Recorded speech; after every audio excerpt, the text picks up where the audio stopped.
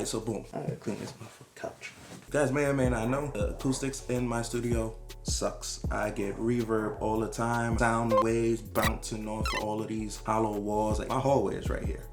Just this big opening, but the acoustics suck. So I had this idea, as I mentioned in my other video, put that video here, you should go watch that. I wanted to upgrade the studio a little bit, some acoustic sound panels, you know, the foam boards that everybody has up in their studios. I wanted to add some of that around the studios. So I had the idea to make the panels a little cool, a little artistic, this cool, schwanky, chic, sound paneled art thingy.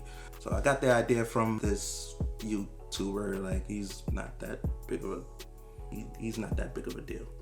Anyway, problem is, I love my brick wall. That's real brick, so I kind of don't want to mess up that look and feel. So I did some research on Amazon, and I found these foam boards that actually look like brick. I'm gonna find out if they look good.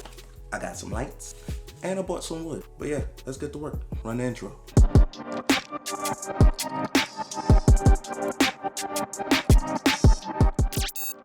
All right, time to open these bad boys up, see what they look like. I got my handy dandy package opening utensil here. Super top secret right here. Focus, focus.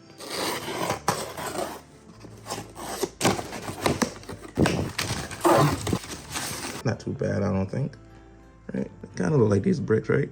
A little bit, not really. Whatever, they were cheap, I don't care.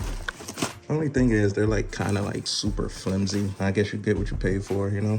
Thinking to do them about 3 wide and just 1 square high. 2 would be too much, so 3 across, 1 up. So let's go ahead and get these things measured up against the wood.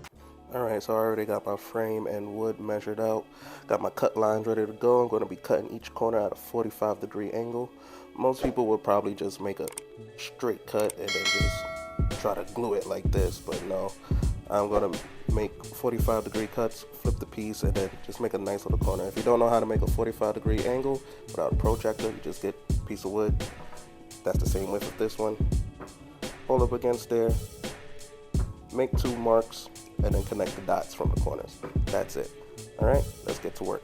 This had to be hands down one of the worst ideas I've ever had. I could barely draw in a straight line. What made me think I could cut in a straight line? This had to be number 2 on the bad idea list, thinking I could just clamp them down and glue them together. You see, I quit immediately and just got the staple gun. Way easier.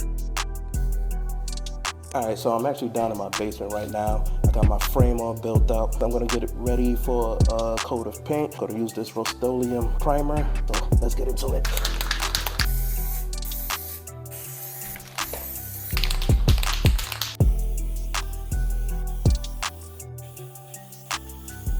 Frame is built, prepped, primed. I'm about ready to put the foam board on there, but like I said before, real flimsy, real thin, real cheap. So I went ahead and bought some cardstock, and hopefully that helps with the stability of the foam. So let's get that glued onto the frame now.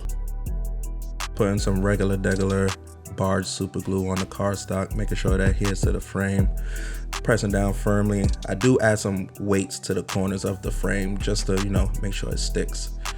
The foam boards actually have their own adhesive on the back, which made my job 100% easier.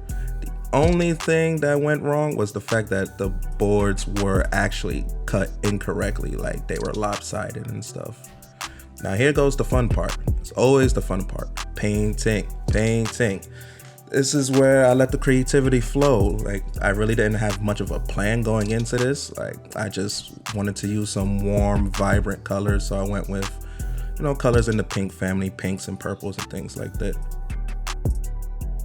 The design is just, you know, a random abstract design. I was really just flowing off the top of the head, letting the creativity flow, just having a good time with the work, having a good time with being an artist.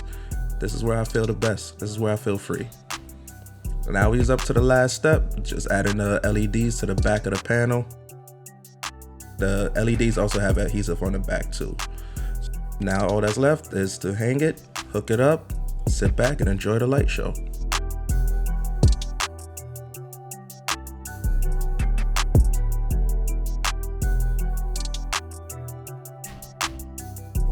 And God said, "Let there be lights." Damn, Daniel did it again. How do you guys think it turned out? I think it looks amazing. Leave a comment down below. Let me know what you think about it. Remember, like, subscribe, hit the notification bell, and as always, be real, be brilliant, be bastards.